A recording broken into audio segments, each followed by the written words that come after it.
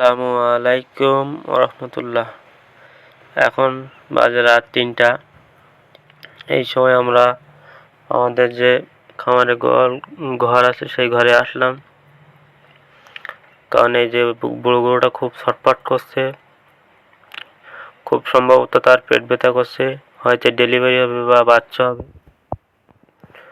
তো এই জন্য পেট ব্যথা করছে, সে কারণে ছটফট করছে বা লাফালাফি করছে এবং বারবার জোরে জোরে ডেকতেছে বা হাঁকাচ্ছে, যে কারণে এখন বাজে রাত ৩টা। এই সময় গইলে বা খামারে গোয়াল ঘরে আসলাম।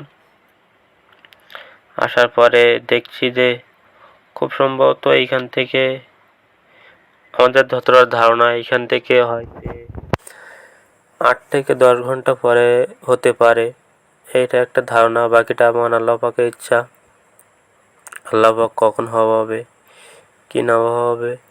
আর এই একই গোয়ালঘরের ভিতরে আমরা যে এই সাইডে আমাদের বারান্দা আছে, এই বারান্দায় আমরা আমাদের যে ছাগলগুলো আছে সেই ছাগলগুলো রাখি। যে কারণে আমাদের একটু অন্যদিকের খরচ বেঁচে যায়, যে অন্য কোনো ছাগলের জন্য খাওয়ায় জায়গা করা লাগে না। এই গরুর ফাঁকেই এসে তারা গরুর বাড়ি তারা শুয়ে পড়ে। এই কারণেই আমাদের একদিক থেকে সুবিধা। এবং এসেই দেখি যে 2টা বাছুর শুয়ে আছে।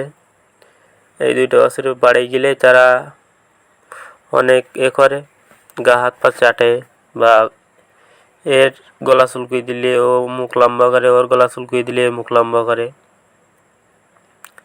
এখন বাজে রাত 3টা। এই সময় উঠলাম, কারণ প্রচুর দেখতেছে, মনে আমার খুব সম্ভবত তার পেট ব্যথা করতেছে এবং ছটফট করতেছে। মনে হয় এইখান থেকে ৮ থেকে ১০ ঘন্টার মধ্যেই হবে, আমরা যতদূর আশা করি আর কি। তো দেখুন, একজনের মুখ গলা চুলকিয়ে দিলে আর একজন আসে। এই 2টা বাছুর অনেক আদরি, বা এদেরকে দেখুন, একজনের গলা চুলকিয়ে দিলে আরেকজন কি করে, যে পাশে সবসময় থাকতে হবে। একজনের গলা চুলকিয়ে দিলে আরেকজনের চুলকিয়ে দিতে হবে।